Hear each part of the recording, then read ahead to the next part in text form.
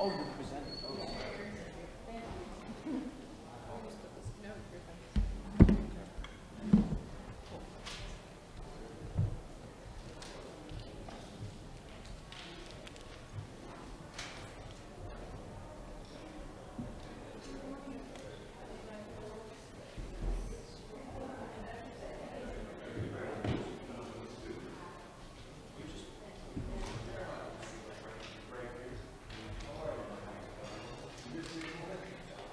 Yeah.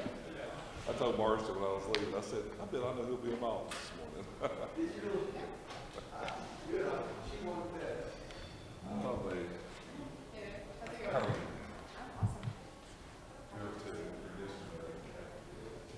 That was-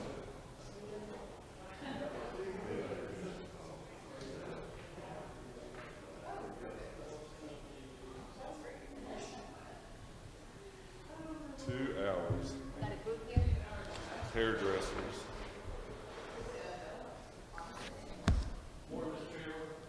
Hey there, Mike. Pardon? It started out as a rewrite of the entire thing. Mobile or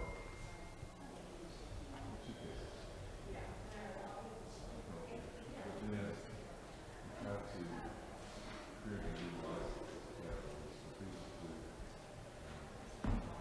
make it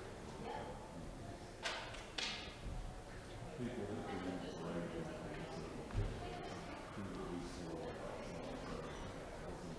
you know, and they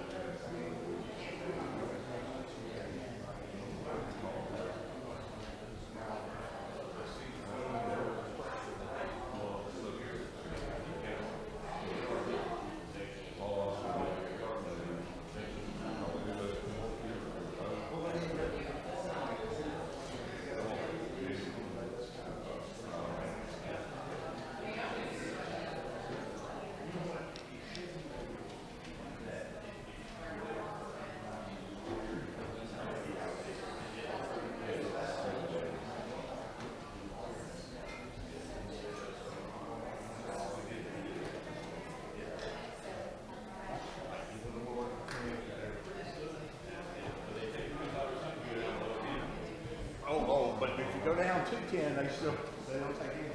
Now, see, that would have been funny if you would take the 25, 13, 50, 14, whatever.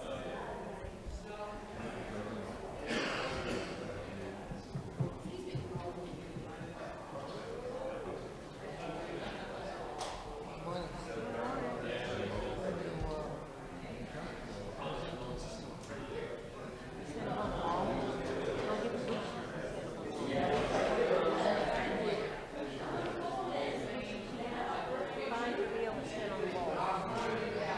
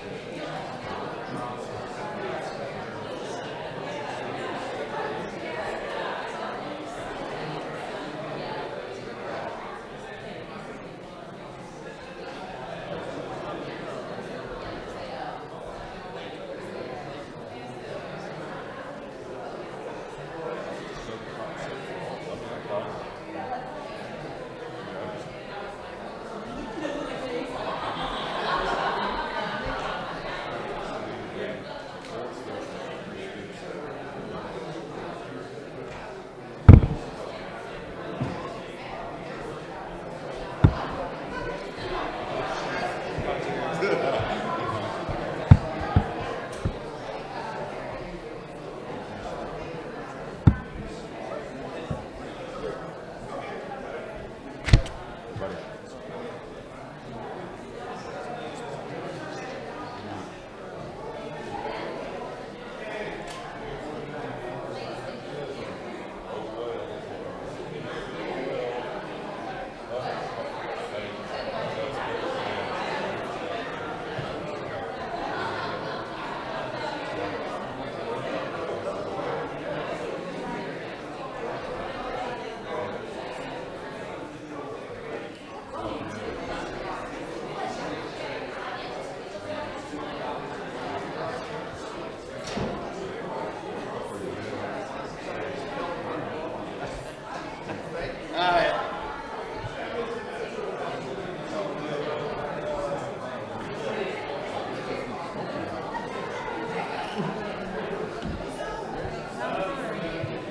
Oh, you got your African.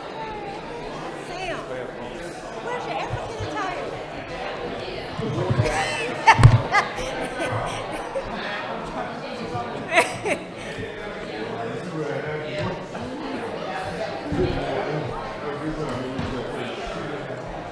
Look at that.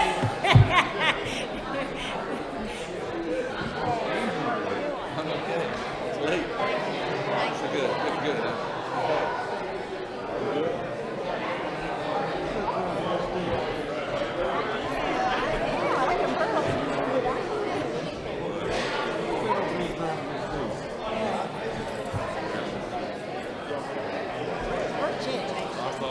Useless when I need it.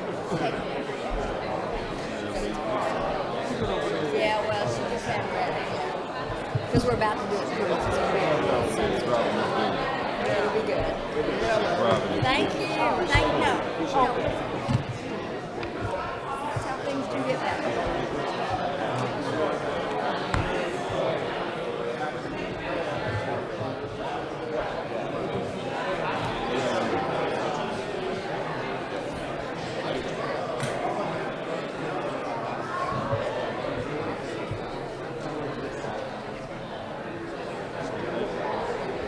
I'm gonna be your 30.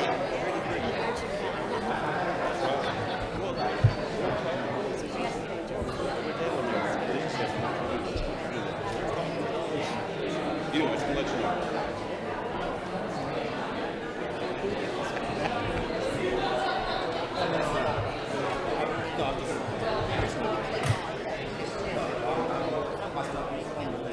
Oh, he got me.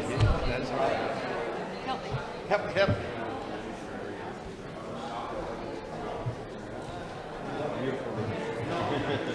You know all your friends do. No, they do.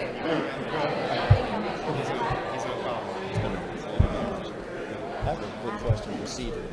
I made it I came through here. David asked a question that sent it back to That'll be interesting. We're gonna frame it. committee this morning. Not on the calendar. I don't know if it's time to be able to say anything. Yes, sir. It went through and it made it out. It's not on the calendar for this morning. Would it be wise or should I just sit with you? I don't want to go up here and say, hey, I'd like for it to be considered. You already did it once, right? I wasn't here. You already presented I did, and then it then they was sent back, and then it went back. Did you present it then again? yesterday and made it out. Then it made it out. So yeah, so you want to go back.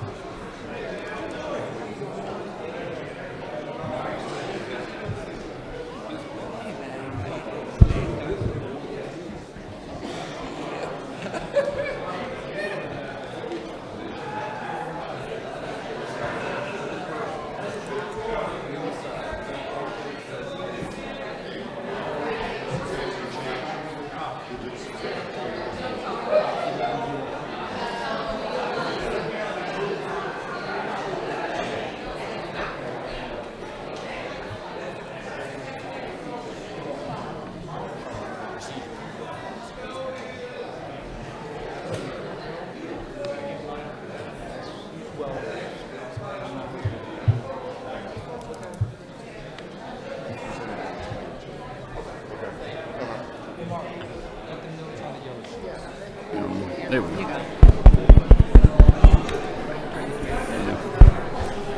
Good morning, everybody. if you would, come on in and have a seat and let's get started. We've got a lot of folks who want to present today, so we're going to ask that everybody that wants to be heard, but we'll do it in as brief a manner as we possibly can. And for us to get started, we'll call on Chairman Jaspers. Let's all bow our heads together, please. Heavenly Father, we come to you today humbly, asking for your forgiveness every day, and your wisdom, and your guidance, and your just looking after us. Lord, please be with Cherokee County this week. The loss of 2 lives, a young lady at UGA, and the trooper will be buried this week in Cherokee County. And please look after them and all their families and those all involved in that. Keep us wise. We'll do this in your name. Amen. Thank you. Okay, we're going to start right over here, and we'd ask for you to make a few comments and move as quickly as we can. Who's first? Chairman Houston. Thank you for that excellent job on the budget you did yesterday. Well, thank you. Thank you, Mr. Chairman. Today, I bring you House Bill 1197, LC 500718. House Bill 1197 would extend the rural zone tax credit program, and it allowed the rural zone tax credit program to also extend to historical homes. You know, so many times in downtown development, you have 2-story buildings, and we're in dire need of residential, and this would include some of these homes in the rural area to rehouse them so we can get more people downtown.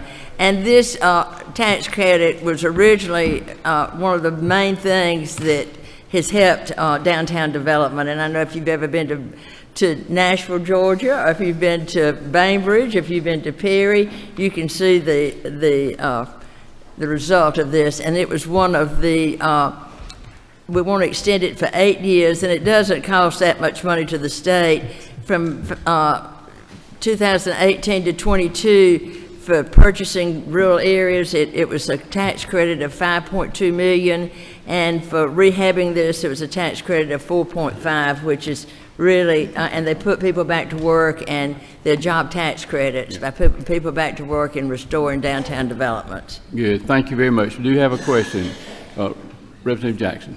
Thank you, Mr. Chairman. Madam Chair, is it not true that this tax credit would greatly benefit our rural communities? It certainly would, and it is working, and you and Chairman Green were co-chairmen of the Rural Development Authority, and again, not Authority, Development Council, excuse me, and this is one of y'all's top priorities, is to redevelop rural areas. Thank you. Thank you. Dean Green has a question. Thank you. Madam Chairman, you are so right that this was one of the main presentations for the Rural Development Council, and we appreciate you bringing this. Thank you, and I appreciate your service. Thank you, ma'am. Who's next? Representative Sheila Jones, okay? Come ahead. Yes, ma'am, go ahead. And when you present, please tell us where it is on the blue sheet. It'll make it easier for the members to find it. If it's, you know, what page number and what section it's under, it'll just be easier for us to move quicker. Thank you. Thank you, Mr. Chairman and members of the committee. On page 4, I bring to you HB 1255, and the LC number is 481179. This bill provides for the procedure for preparation and filing of transcript. The current statute does not make it clear as to who the appellant makes the request for transcripts with. In some courts, the request is made with the judges, staff attorneys, or staff members. This has posed a problem in the past. The appeal is against the judge's order. This small change will allow the process to be the same in all of Georgia courts. Thank you, Mr. Chairman. Okay, no questions. Thank you, ma'am. Thank you. Come on up, Bill. Good morning. Thank you so much, Mr. Chairman. I'm on page 5. This is HR 302. It's kind of towards the top. And the LC number is LC 500680. I'm sorry, 0686S. All right, and this is a constitutional amendment, and I've brought this to measure before, I believe in 2022, and it talks about all unappropriated funds and monies from legal judgments, and unanticipated funds will be appropriated by the General Assembly. Okay, thank you. No questions. Thank you. No questions. Thank you. Representative Earhart. Good morning, Mr. Chairman, members of the committee. I bring before you HB 844, which is halfway down on page 2. This bill repeals and reenacts the Dietetic Practice Act. The language was a product of the collaboration between the Georgia Academy of Nutrition and Dietetics and the national organization of the same name. The bill does a couple of very important things. It provides clear language regarding the standards of practice for registered and licensed dietitians and nutritionists in the state of Georgia. This was a problem because there's been great ambiguity and confusion in the current code. It narrowly tailors the definition of medical nutrition therapy, which is the highest level of nutrition care that is often used to prevent and treat diseases. This is a necessary measure to protect consumers.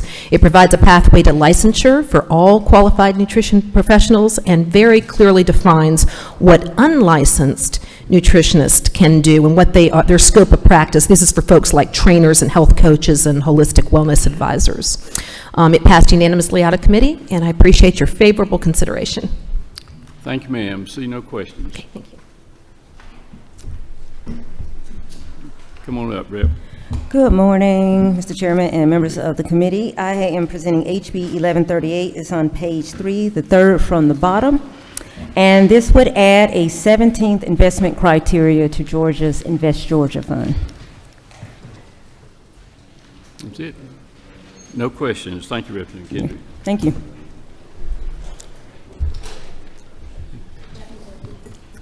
Thank you. Yes, Good morning, ma'am. Chairman. Good morning, colleagues. I bring to you HB 486, which is on the first page, and the substitute, it's LC 365739S. And the purpose of this bill is to improve consumer protections when a cemetery buries someone else in a plot someone has paid for.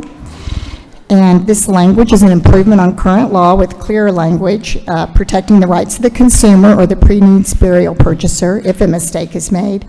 And it also protects the interests of the cemeteries from frivolous or unreasonable claims by allowing a cause of action to be brought within 2 years of the finding of the violation of a Secretary of State or the State Board of Cemeterians. So if a purchaser of a pre-needs contract feels that the cemetery is in violation of the Cemeteries Act, they would make a complaint to the Secretary of State or the Board of Cemeterians. Thank you, ma'am. See no questions.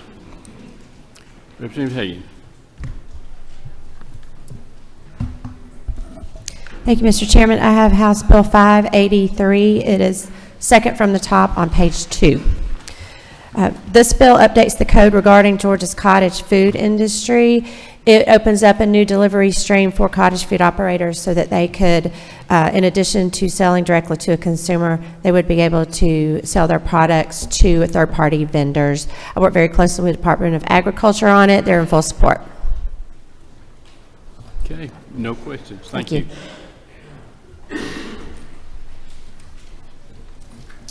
Good morning. Thank you, Mr. Chairman. I have House Bill 1027. It's on page 3, and it's the very top one, and it's LC 491855S. This would, beginning in the 2030-2031 school year, one class of computer science or a CTAE course with embedded computer science would become mandatory for graduation. This would not increase the number of credit hours required for graduation. This class would take the place of certain math classes, certain science classes, a CTAE class, or an elective requirement. I worked very closely with the Department of Education on this bill, and it passed out unanimously of committee. Good. Thank you, Representative Ballard. I see no questions. Thank you. Yes, ma'am. Come on up. Thank you, Mr. Chairman. I am reading from the third page, the second from the bottom, HB 1149. We have 159 counties. About 90% of the counties do not report discretionary funds from constitutional officers. This bill simply says that constitutional officers can continue to do what they're doing with the discretionary funds that are not appropriated. They just must report how much discretionary funds they have to the county. Thank you, Representative Maynard. I don't see any questions. Thank you. Who had a question? I do believe that Chairman Taylor has a substitute that's in your folder. And what the substitute does out of committee is it just defines discretion. We'll take that up in a minute. Thank you. Thank you. Okay. Representative Cameron. Good morning, Mr. Chairman. I bring HB 590, which is number 3 on page 2 at the top of the page. What this bill does, it relates to criminal menacing of peace officers in the state of Georgia. Last year, after the incident at the Police Training Center, a website was established called Cop City Cops, where information and data on over 2,000 peace officers in the state of Georgia were released. This bill provides for defines who a family member is. It also defines information that if it's released could be considered under this law, what's considered online menacing of a peace officer, and the criminal penalty, and also the venue in which the case will be tried if there is a case. No questions. Thank you. All right, thank you.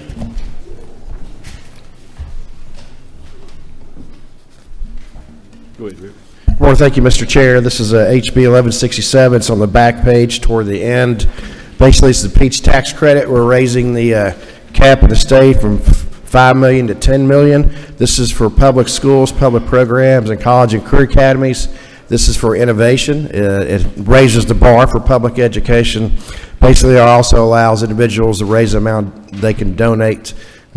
Also, joint filing, couples can do it as well, and corporations will raise it limits as well for them. This is a good bill to pass unanimously out of Ways and Means.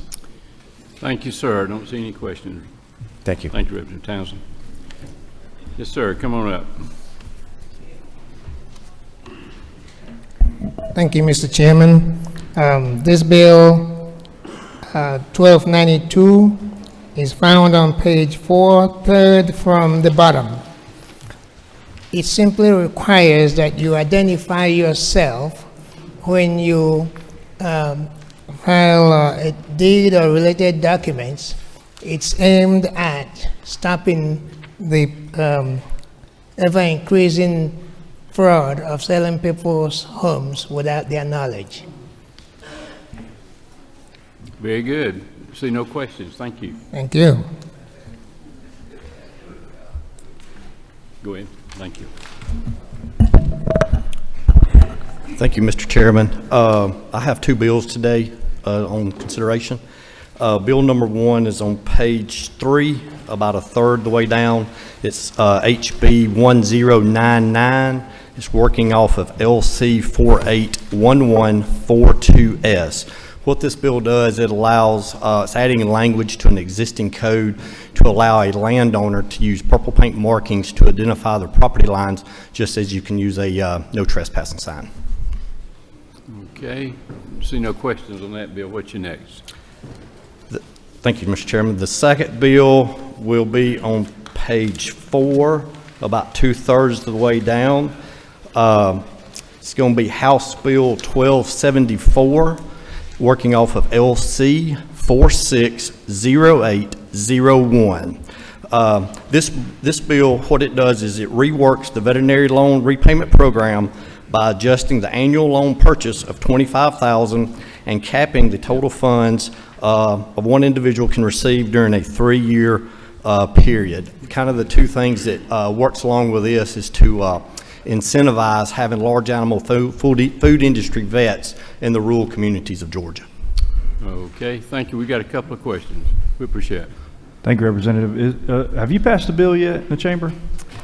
No, sir, I haven't, and it just coincidentally to have two in the same day. Very good, very good. Thank you. Thank you for bringing the bills. Thank you. Thank you. Representative Williams, is that you that has a question there? Thank you, Mr. Chairman. I'm referring back to HB 1099 that you spoke about. You do know that in the Gullah Geechee tradition, purple keeps ghosts away and hants away from your property. Thank you for the shout out. Thank you. Thank you. We have one other question. Chairman Martin, is that your button? Gentleman yield for a question. Yes, sir. I wonder, nowhere in this bill, no, you brought it before Howard, but nowhere in this bill, I believe I'm true in saying does it deal with attractive nuisance, Mr. Chairman? And I think normally, isn't it former Chairman McCall that would want anything that deals with large animals? Wouldn't it, he want attractive nuisance dealt with in that bill? We'll let y'all discuss that offline. All right. Yeah.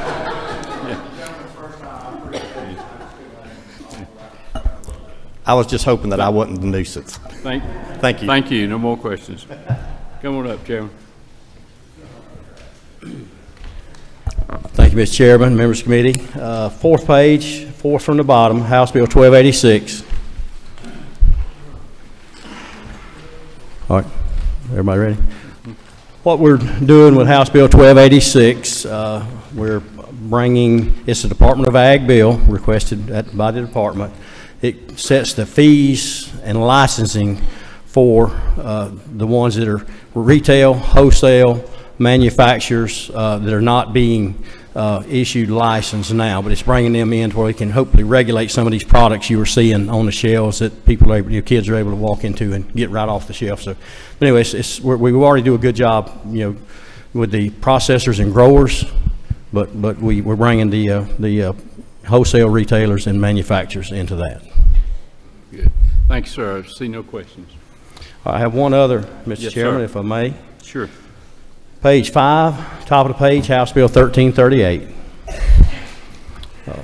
What we're doing with 1338, we're setting a 3-year moratorium where the EPD cannot accept any new applications for heavy sands mining with a drag line for 3 years. And the purpose of that, the EPD has issued a draft permit for the demonstration mine down in my district, down in Charlton County. So this will give us 3 years for them to collect data before they even can accept another application for a mine in that area. Okay, we've got a couple of questions. I figured I might. Thank you, Mr. Chairman. Is it not true that under this bill, after the 3 years passes, it would make it easier to mine in and around the Okefenokee Swamp?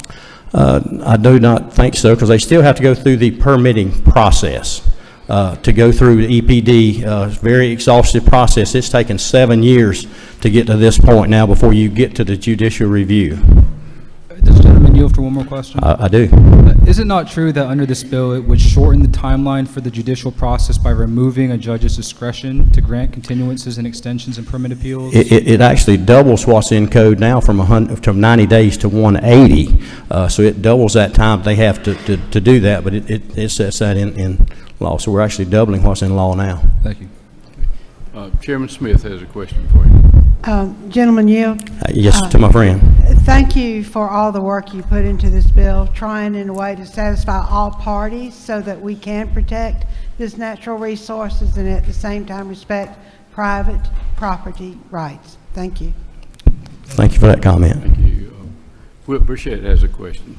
Thank you, Mr. Chairman. Thank you, Chairman Corbett, for bringing the bill. Isn't it true that there has been a significant push in this capital and in Georgia for the protection of Trail Ridge?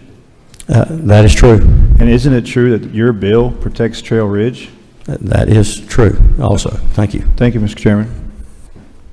Chairman Taylor has a question for you. Thank you, Mr. Chairman.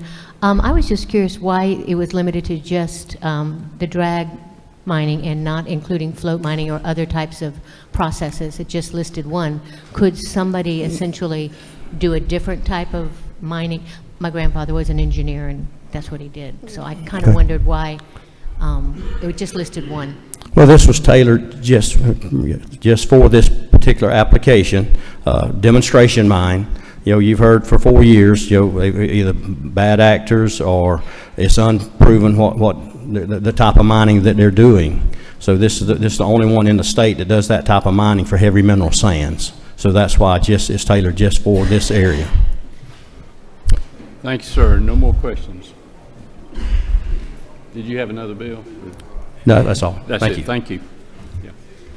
Representative Cannon. Thank you, Mr. Chair. I also have two bills, Mr. Chairman, if you allow me. First one is House Bill 1052. It's on page 6, the very last page of your boo sheet. It's regarding the CUVA statute, House Bill 1052 LC 442655S. The purpose of this bill is to provide some flexibility in the CUVA statute for non-family farm entities and to give them the ability to rent farmland that is currently enrolled in CUVA. As the code reads today, if a CUVA qualified family farm wanted to lease their farmland to a non-family farm entity, it would breach the underlying CUVA covenant for the landowner. So we spent a good deal of time with Ledge Council working on this. It's a pretty big issue in rural counties. We spoke with local tax assessors as well as the original CUVA author, Richard Royal. A lot of hours on the phone with Richard. And ACCG gave us a do support vote because this is an issue in rural counties, and I'm sure they're in support of this bill because it's so good, not because I'm a county manager. But overall, the bill incorporates all the original CUVA qualifying restrictions for eligibility, but it does allow some flexibility for some non-family farm entities. Passed unanimously through Ways and Means, and I ask for your favorable consideration. No questions on that bill. You had one more? Okay, yes, sir. The next bill is House Bill 1172. It's on page 3 at the bottom.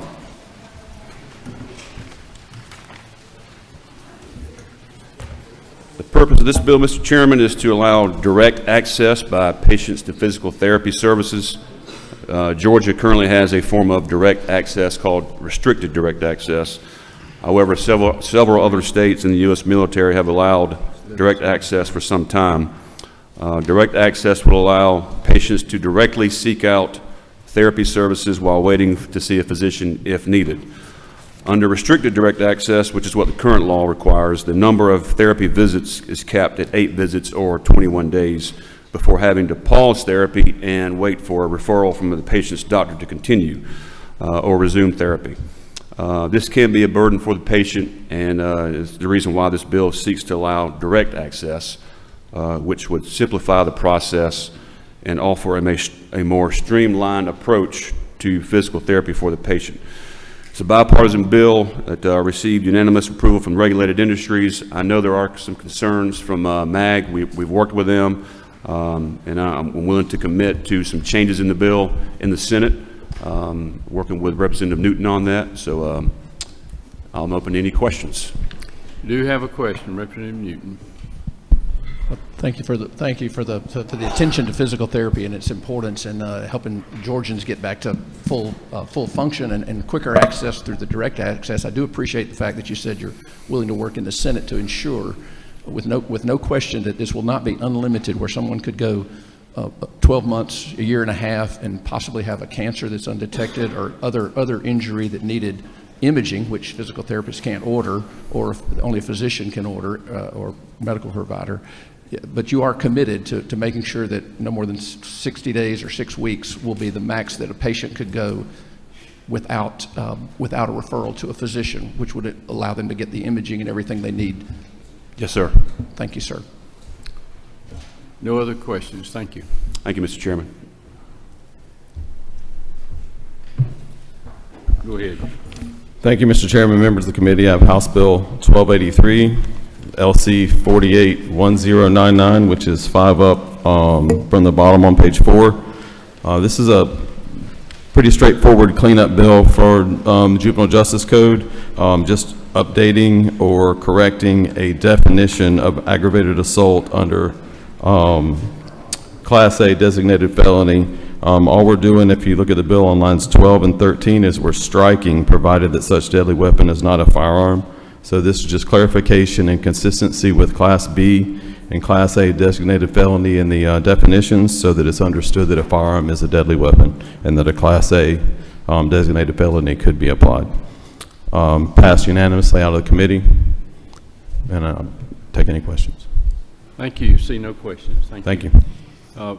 Representative Novitz, we didn't see you come in. You want to come on up front? I know these gentlemen would be glad to have you go first.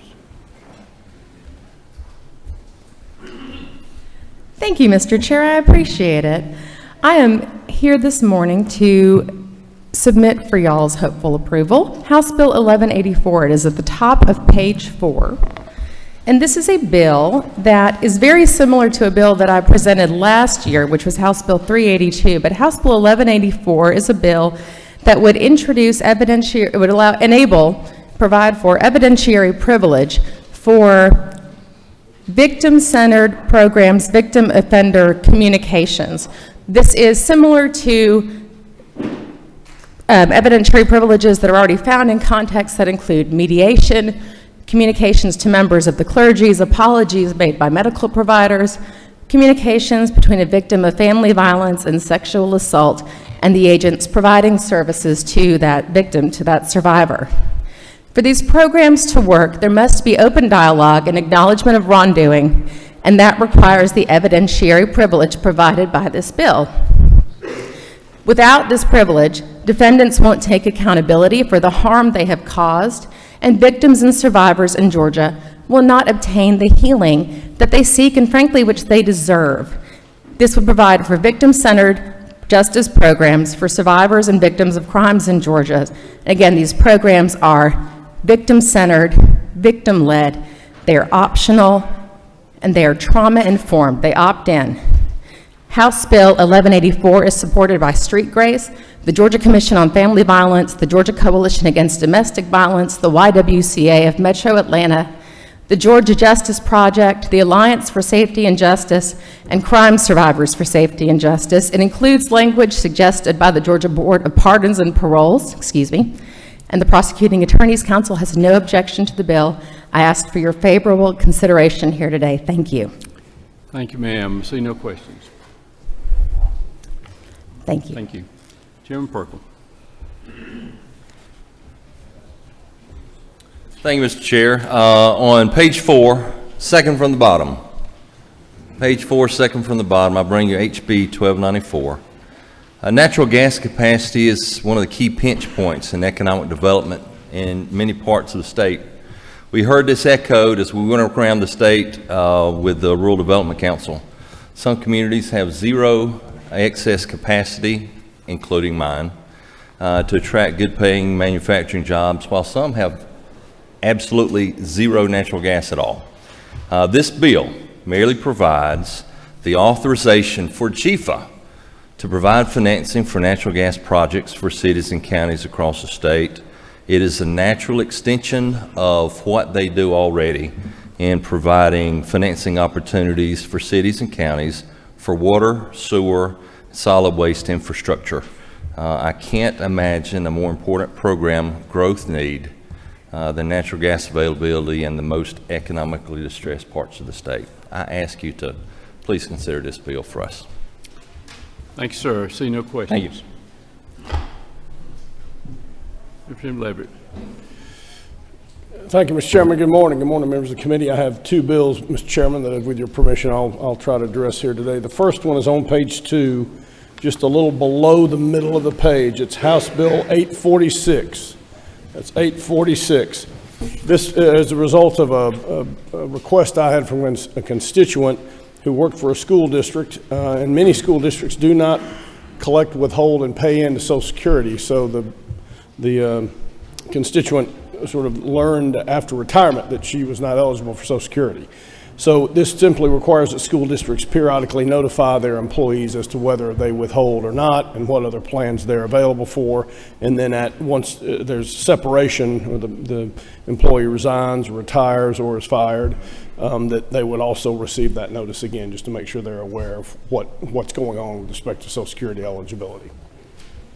No questions. What's the other one? Thank you. The next one is on page 4, and it is just slightly above the middle of the page. That's House Bill 1223. 1223 on page 4. This is relates to soil amendments. It's a program in the Department of Agriculture that's a great program. It provides application of certain substances or materials or, frankly, byproducts of agricultural operations that have use in the growing process, and it's a way for those to be kind of put back into the productive cycle. So it's a great program. The Department of Ag has been doing that about 50 years, but like everything, there's some bad actors. We have some that have been in my district, and I'm trying to deal with them in a somewhat surgical way excuse me, without messing things up for all the people who are doing it right. So it basically adds a new violation. If you're currently subject to a consent order or a finding that you've got soil contamination, surface water contamination, or groundwater contamination on a piece of property, and there's a consent order with respect to the owner of that property or the operator at that site, you can't keep applying soil amendments until that is cleared. So it's again, it's intended to be very surgical. The Department of Agriculture, I want to thank Commissioner Harper and Catherine Russell. They really engaged on this, gave me a lot of good feedback. EPD was very helpful, and the Poultry Federation and Georgia Farm Bureau are at least neutral on it. They aren't opposed to it. So I would urge your consideration. This is a really big issue out in my part of the state. Thank you, sir. No questions. Thank you. Thank you, Mr. Chairman. Thank you, members of the committee. Representative Fleming. Thank you, Mr. Chairman, members of the committee. I bring to you this morning HB 1224. It is on page 4, about 9 down. What HB 1224 does, it deals with the Tuition Equalization Grant Program, which is administered by the Georgia Student Finance Commission. What this would do currently, if you are a Georgia student attending a Georgia private college, you're eligible for $500 a semester in this Tuition Equalization Grant Program. What this bill would do, if students are in a high-demand career field or studying to go into a high-demand career field, it would increase their tuition by 150%, so they'd go from $500 to $750 a semester. We do have language in the bill, lines 168 through 172, basically saying whenever funds are sufficient. It's also notable that this would not go into effect until the 2026-2027 school year. That gives time for the governor's new Workforce Development Board to be set up and start publishing these yearly lists, but also gives Student Finance Commission time to set up the program and rules around it. With that, Mr. Chairman, I'd be happy to answer any questions. Thank you, sir. Don't see any questions. Thank you all. Chairman LaHood. Thank you, Mr. Chairman. House Bill 1335 is on the very bottom of page 4. And this bill was a collective effort between the senior living industry, the Department of Community Health, Alzheimer's Association, Chair Cooper's office. And what this bill does is, for the first time, the department will recognize a medical alert system in a senior living community. For example, a wearable medical alert device where the resident can trigger it to seek help when they need help. It simply does not increase the staffing requirements or decrease the staffing requirements. It just simply allows a little bit more fluidity on how the staff float around the building, as long as this medical alert system is in place and they can respond timely. Okay, thank you. See no questions. All right, thank you. Representative Barrett. Thank you, Mr. Chairman, ladies and gentlemen. House Bill 1123 is about halfway down on the 3rd page. It's LC number 481234S. This bill is another important step in Georgia's fight against elder abuse, neglect, and exploitation. In 2018, House Bill 635 was passed, authorizing each of the 49 judicial circuits in Georgia to create an adult abuse, neglect, and exploitation multidisciplinary team, also known as an MDT. The original bill was passed unanimously in the House and Senate. This bill makes 3 improvements to that legislation. First, it creates a statewide regional coordinator program within the Prosecuting Attorney's Council of Georgia. These regional coordinators will work with the MDTs around the state. Second, it sets the expectation that each judicial circuit will have a multidisciplinary team, though it gives broad latitude to each circuit to tailor this to its own specific needs, and is not required unless the regional coordinator program has been funded under the Prosecuting Attorney's Council. Finally, it proposes the creation of an Elder Abuse Justice Coalition comprised of a broad array of stakeholders. This bill is a legislative priority of the Georgia Council on Aging, the Coalition of Advocates for Georgia's Elderly, also known as COAGE, the Alzheimer's Association, the Georgia Gerontology Society, the Prosecuting Attorney's Council of Georgia, and many others. This bill was passed unanimously by subcommittee and committee, and I welcome any questions you might have. Thank you, sir. I don't see any questions. Thank you. Representative Seabaugh. Thank you, Mr. Chairman. Committee. Today I present House Bill 1017. It's on page 3 of your yellow sheet. 1017 is also referred to as the Squatter Reform Act. This bill addresses a growing problem we have here in Georgia of squatters taking residence in people's homes without the owner's knowledge or authorization, and they refuse to leave. They have no lease, no rental agreement, or if they do have a rental agreement, it's fake. But in each of these cases, they have no right to be on the property, and owners are having to go through the eviction process to remove them. In some cases, that's 8 to 10 months, and some 2 years. So this bill revises Georgia law so that the owner can expeditiously have the squatter removed from their property and get a judgment for payment for lost revenue and damages.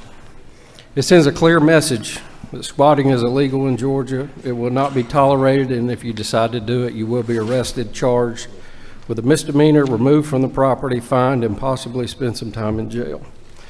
That is the bill, and I ask for your favorable consideration. Thank you, sir. Don't see any questions. Representative Hilton. Thank you, Mr. Chairman, members of the committee. If you turn to me to the top of page 4,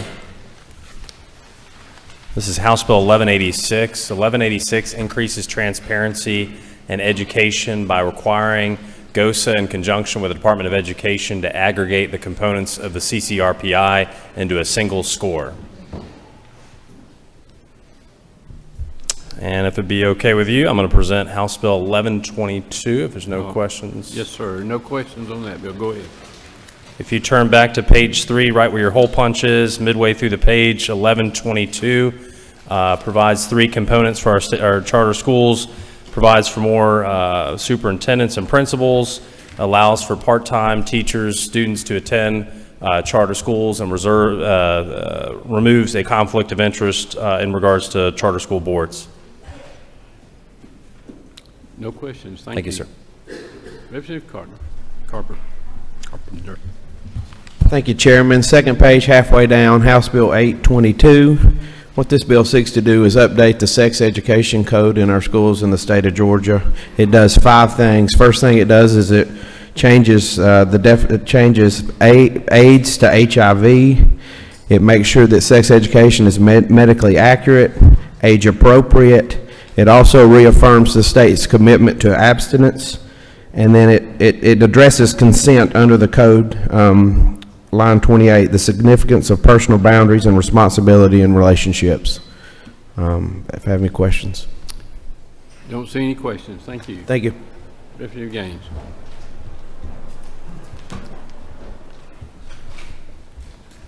Thank you, Mr. Chairman. House Bill 1201 on the 4th page near the top. This bill just cleans up some legislation that we passed to support victims of human trafficking, to make sure that victims who go through the first offender process versus actually getting a conviction would be eligible to have their sentences vacated. Thank you, sir. Don't see Thank you, any- Mr. Chairman. No questions. Go ahead, Rep. Come on up. Thank you, Mr. Chairman and members of the committee. I am coming from page 3 in the yellow pages, middle of the page, House Bill 1104, which was previously heard before the committee, but there were some changes made. House Bill 1104 is going to inform and educate our student athletes, their parents, and coaches about mental health risk, and will raise awareness for mental health resources available to student athletes. This bill creates no obligations for student athletes or their parents and requires no further screening. I ask for your favorable consideration. Thank you, sir. And that's on the yellow sheet there, 1104. No questions. Thank you. Thank you. Okay. That takes care of everybody on the wall. How about committee members? Mash your button there, and then if you have a question, raise your hand. Chairman Cooper. Thank you, Mr. Chairman. I beg your forgiveness on this, but I want to clear up a misconception that's going around about one of the bills. It's very important to me and the patients of Georgia, and that's House Bill 924. That's about white bagging. And I'm hearing chatter that this is not really needed. And just to make sure about what it does, this is the difference between having, if you're a cancer patient or seriously ill and need infusions, and having that medicine mixed by a pharmacy out of state and sent to you through the mail or however, and having it mixed when you are at the infusion centers. I've visited in infusion centers. The reason you're not hearing from more patients is because they are fighting for their lives. And the difference is, and I wanted to make sure I knew what I'm talking about, it is so important that they get the medicine they need at the right time, which means when they go to the infusion centers, they are checked to see if they are physically able to get a medication to help, fight their disease. And if they're not, they don't get it that time. If they are, it's mixed specifically for them in the location. And this is extremely important to people who have cancer and all of the other serious blood disorders. I'm sorry about the misinformation. It is really important. And if you could have been at that center with me, you would understand why I'm taking your time, and I beg your forgiveness for it. Thank you, ma'am. Any questions? Do you have a question? Representative Knight, hit your button there. Okay. Not so much a question, but well said, Chairman Cooper. Thank you. Okay, Chairman Powell. Thank you, Mr. Chairman. Bring to you House Bill 17. This bill's been around for about 3 years. We passed it out of the House, went to the Senate, got held up on the last day, didn't make it through. Last year we passed it out of committee, came to rules, didn't move forward because we weren't doing election bills last year. Quite a simple bill. It just mandates that the local boards of the boards of election will use drop boxes. It'll be secure. It'll have a chain of custody form as prescribed by the Secretary of State's office, so we know who is in and out of these ballot boxes, whether it be moving ballots from a drop box or absentee ballots coming in, or the opening of the absentee ballots, or the challenge ballots, or the provisional ballots, or the election day ballots. It just basically would solve those issues that we saw a few years ago when they said who got into the box, who was this and who was that, and also these being a watertight box, so we don't have another situation that comes up that arouse suspicion about overflowed bathrooms and the such. Believe it or not, it went through the committee, wasn't any opposition. I mean, all the warring parties over elections finally came together, and they all like this bill, apparently. Thank you. Any questions on that bill? No questions. Thank you. Chairman Stevens. Thank you, Mr. Chairman. On page 3, third from the bottom, House Bill 1146 came through committee. This is, as you might know, yesterday we had Hyundai here, which is depositing $12.6 billion of investment into our state. Several thousand employees, 12 times bigger than anything that we've ever done in the state. This is the missing piece for workforce development. Has to do with allowing a private water system to supply water in an area that cannot be supplied by the county, but it gives them an 18-month period to at least plan for it. That's all it does. Okay. Any questions? Thanks, sir. Was there a question? I'm sorry. Punch your button there. Okay, go ahead. Thank you, Mr. Chairman. Is it not true that there were concerns in committee and this bill did not pass unanimously? The gentleman's correct. It did not pass unanimously. It did pass. And again, the question that always comes back to can we supply water within this county, which does not have a water system, and this gives them an out for a private system, the biggest private system in the state, to supply water in the area if the county cannot. Okay, thank you. Was there a question? Representative Smith had a question, okay. Chairman Smith. My question is... Use your mic, please. My question is not true. It goes to support of the bill. To review this for the people who are listening, this is the largest project ever in the state of Georgia. If we do not get them these resources, then we're going to have one huge vacant building along I-16. Thank you, ma'am. I got lights blinking all over the board here. Or there another question on that bill? Okay. Chairman Hitchens. I bring you House Bill 499, second from the bottom on the first page. I've had the pleasure of working with a group of about 100 families at home with regard to children with disabilities. They're primarily children that have Down syndrome, autism, they're on the autism spectrum or other disabilities. And I've learned a lot of things. First off is there is a higher rate of divorce among these families, primarily because of the child, I would believe. But secondarily, what occurs at the age of 18 when they reach the age of majority, the non-custodial parent just walks away and any support that's received at that juncture is voluntarily. I had a bill last year that passed unanimously in committee, and when I got back to my office, I got a call from the Department of Human Resources and said that the bill I had was going to cause a lot of people a lot of problems. And the reason for that is if you exceed Social Security insurance limitations, any money that it cuts off and any money that you've received has to be repaid. So I went back to work and I've appeared twice before the Child Support Commission this year, and I've looked at other states, and what you have here is the Florida bill that passed both houses in Florida without a dissenting vote. And what it does is it provides a irrevocably assigned the support to Special Needs Trust Fund. And the monies go into the trust fund, and the responsible, the parent, guardian, or the institution is allowed to take that money out and take care of the child. I have a special case that really brought this to my attention where a lady who's taken care of the child all her life has no means of visible support. She has no ability to make any money. And her husband just sold his business for $30 million. He would not even pay for hospitalization for the child that goes to therapy on Mondays and Fridays, which was $50 each time. Now, without the hospitalization, it's $500. I just believe that there are a lot of people across this state that fall into this category that live in poverty because, and it's just like the other child support, it's dependent upon the non-custodial parent's ability to pay. If he has no ability to pay. Thank you, sir. Was there a question? Representative Williams.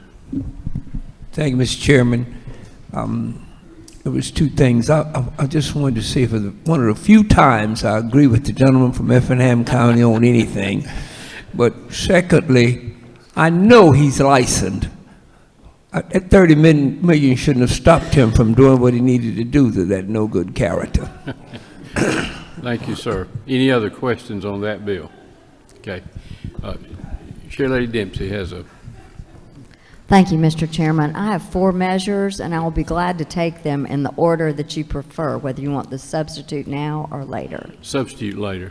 Awesome. Thank you. So the first is House Bill 1344. That is on page 5, second from the top. This is this year's agency bill for the Department of Behavioral Health and Developmental Disabilities. It has 4 main components, all which passed out of this chamber last year as part of House Bill 520. It amends the membership of the Behavioral Health Coordinating Council to help with quorum challenges. It also removes 2 reporting requirements that have been duplicative due to newer initiatives created in House Bill 1013 and implemented by DBHCD. And finally, it grants the Board of Professional Counselors, Social Workers, Marriage and Family Therapists the authority to waive certain experience requirements for out-of-state applicants who are applying for licensure in Georgia. It cuts red tapes and take another step toward providing the services that our Georgians deserve. Any questions on that bill? Thank you.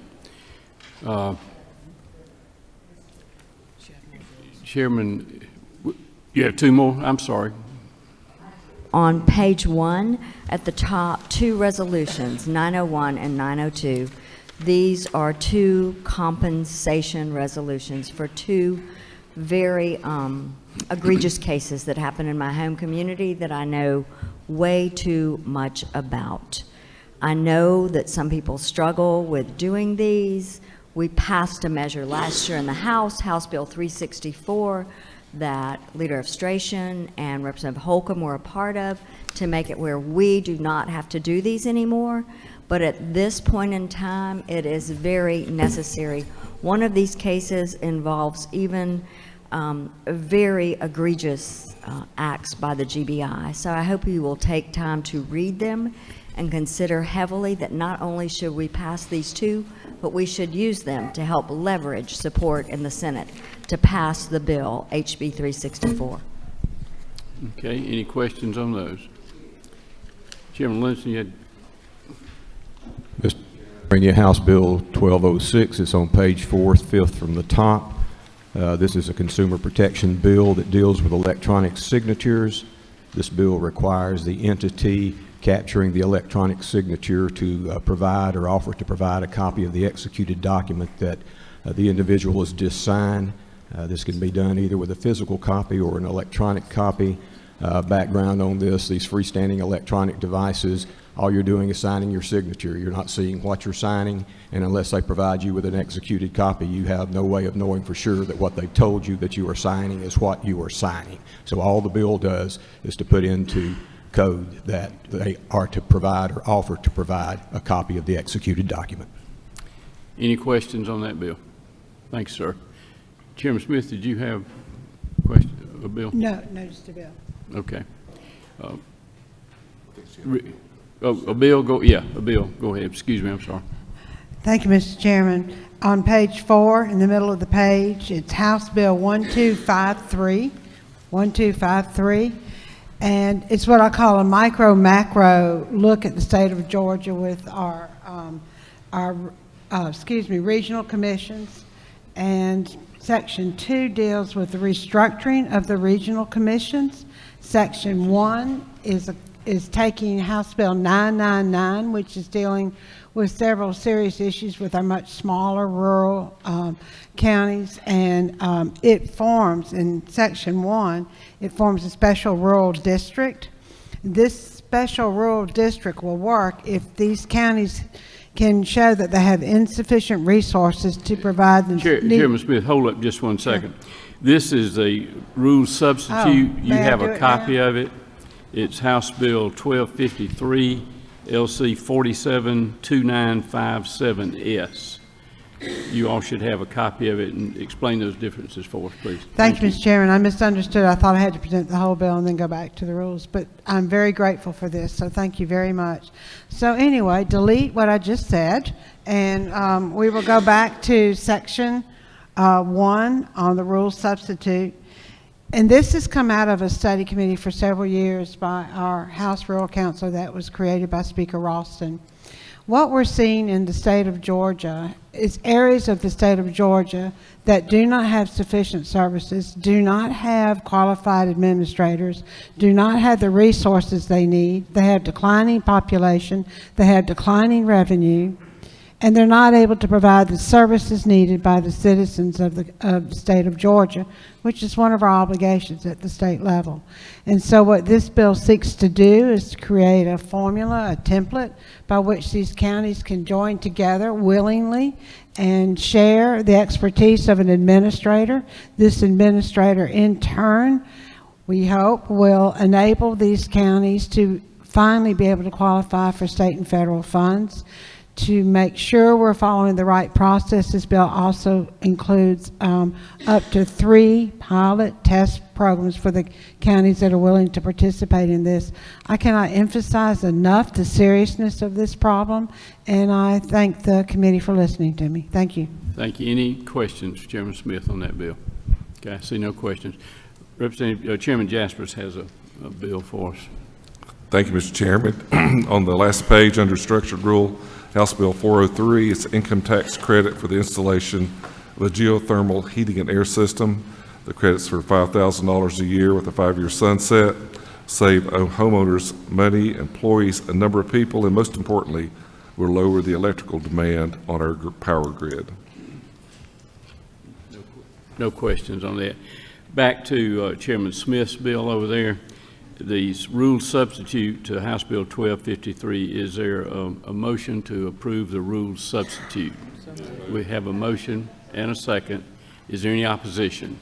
Okay, it's approved. Now we have a couple of others that we need to deal with. Chair Darlene Taylor has a rule substitute.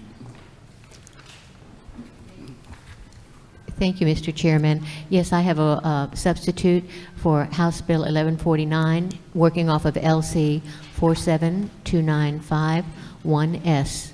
And this was Representative Mainer's bill for disclosure of the discretionary funds by constitutional officers.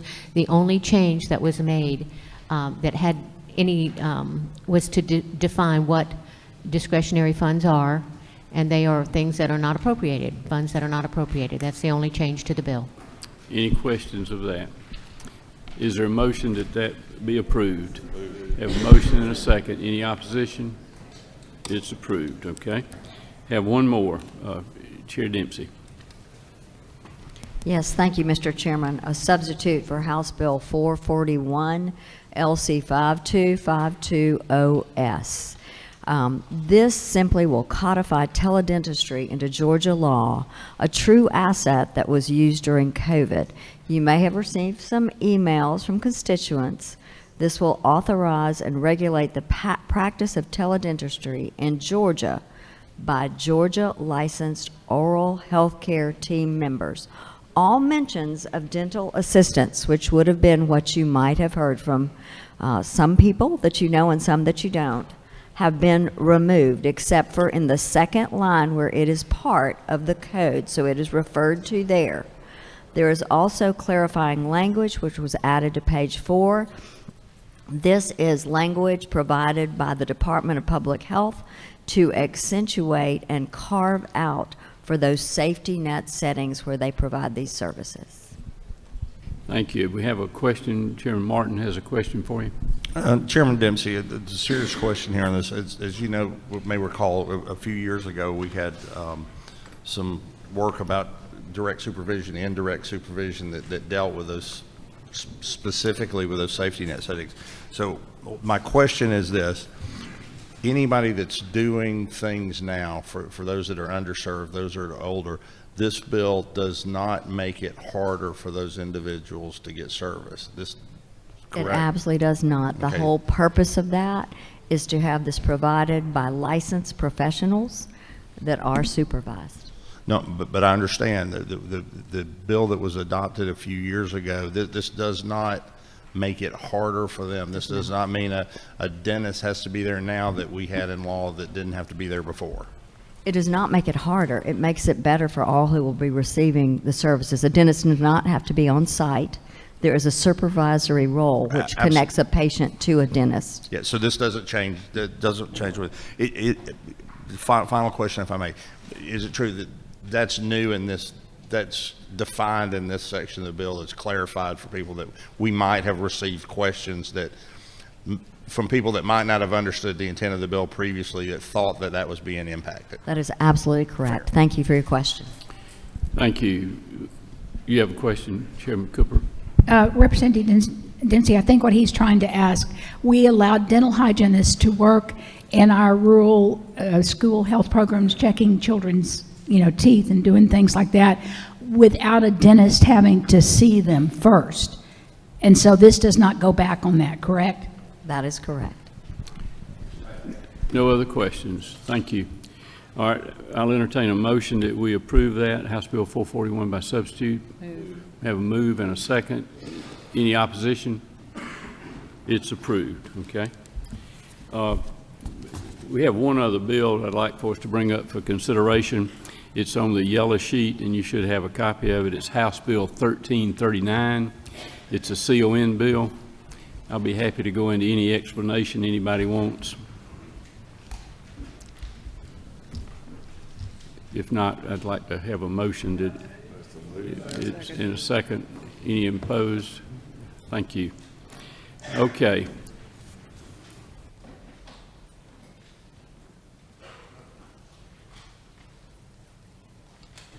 Okay, just to make sure we stay busy today, we're going to set a supplemental calendar. Under modified open, House Bill 1303. Move. Have a move and a second. Is there any opposition? It's on. Under modified structured, House Bill 643. Move. Have a move and a second.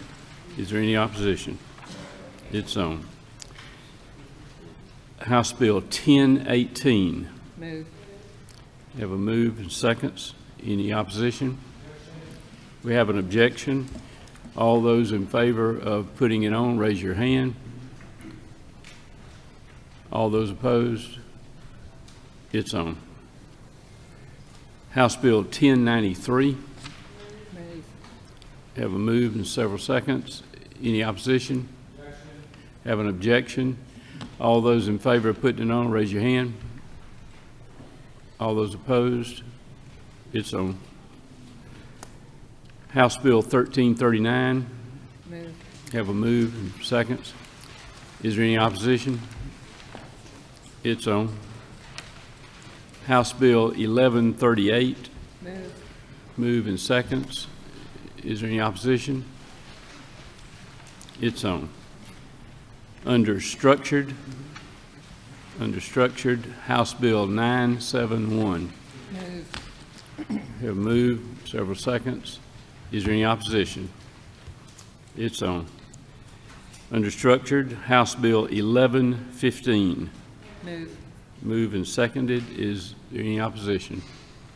It's on. Structured, House Bill 1182. Second. Moved and seconded. It's on. Have an objection? Excuse me. All those in favor of putting it on, raise your hand. Any opposed? Like sign. It's on. Okay. I'm going to go over these just to be sure we've got them all. House Bill 1303. House Bill 643. House Bill 1018. House Bill 1093. House Bill 1339. House Bill 1138. Under structured, House Bill 971. House Bill 1115. House Bill 1182. Okay. I recognize Vice Chair Ballinger for a motion. Thank you, Mr. Chairman. I move that under Rule 33.3, that debate be limited to 1 hour, time to be divided at the discretion of the chair. All those in favor of limiting debate, say aye. Aye. All those opposed? No. All those in favor, raise your hand. All those opposed? It passes.